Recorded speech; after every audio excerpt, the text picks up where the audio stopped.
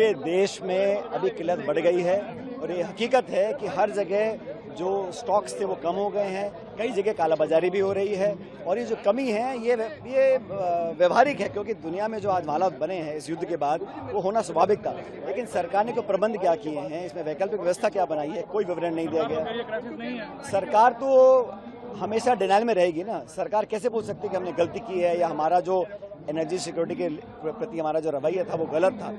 सवाल ये है कि इस युद्ध में भारत को खामियाजा क्यों उठाना पड़ रहा है, भारत का स्टैंड क्या है।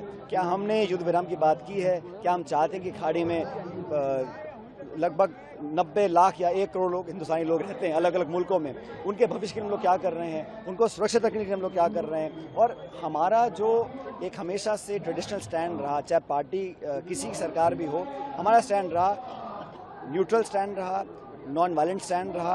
और हमने हमेशा कहा है कि जो भी यहाँ पे कहीं भी युद्ध हो रहा हो उसको विराम मिलना चाहिए। अपील तो सरकार कर सकती है, अपनी बात तो रख सकती है।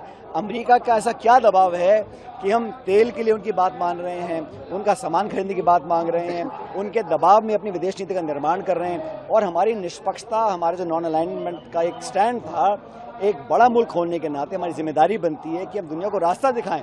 आज हम खुद मौन बैठे हैं, ये बड़ा एक बदलाव आया भारत की विदेश नीति में। लेकिन मुसीबत में घिरी बीजेपी को चुनाव में जाना है, क्या अपोजिशन खासकर कांग्रेस इसे? अरे चुनाव तो साल में 20 बार चुनाव होते हैं, बात चुनाव की नहीं है, बात भारत की है। इस देश का जो स्टैंड है वो किसी एक दल तक सीमित नहीं है और भारत के लोग चाहते हैं कि हमेशा शांति बहाली हो और बिना वजह कर युद्ध होता है तो उसके युद्ध विराम की बात की जाए। लेकिन हम लोगों को लगता है कि अमेरिका ने और ट्रंप ने ऐसा भयानक दबाव बनाया सरकार के ऊपर कि हम कुछ कहने से बच रहे हैं। हर जगह वो अमेरिका बोल रहा है कि आप रूस से तेल नहीं लेंगे। अब हम तेल कहाँ से लेंगे, कितना लेंगे, क्या दाम पे लेंगे, ये हमारा निर्णय है। हो सकता है ना लें, लेकिन ये पाबंद कर देना, पहली बार भारत के हाथ बांध दिए गए हैं, ये मुझे लगता है कि भविष्य के लिए बहुत बड़ी चुनौती रहेगी। पूरे देश में अभी किल्लत बढ़ गई है और ये हकीकत है कि हर जगह जो स्टॉक्स थे वो कम हो गए हैं। कई जगह कालाबाजारी भी हो रही है और ये जो कमी है ये व्यवहारिक है, क्योंकि दुनिया में जो आज हालात बने हैं इस युद्ध के बाद वो होना स्वाभाविक था।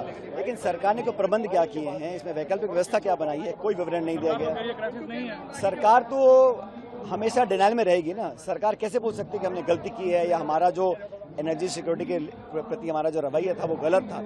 सवाल ये है कि इस युद्ध में भारत को खामियाजा क्यों उठाना पड़ रहा है, भारत का स्टैंड क्या है।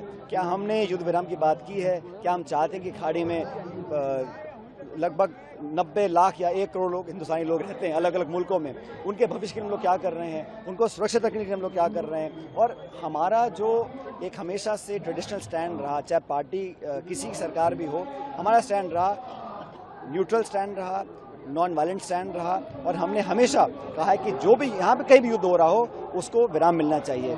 अपील तो सरकार कर सकती है, अपनी बात तो रख सकती है। अमेरिका का ऐसा क्या दबाव है कि हम तेल के लिए उनकी बात मान रहे हैं, उनका सामान खरीदने की बात मांग रहे हैं, उनके दबाव में अपनी विदेश नीति का निर्माण कर रहे हैं। और हमारी निष्पक्षता, हमारा जो नॉन अलाइनमेंट का एक स्टैंड था, एक बड़ा मुल्क होने के नाते हमारी जिम्मेदारी बनती है कि हम दुनिया को रास्ता दिखाएं।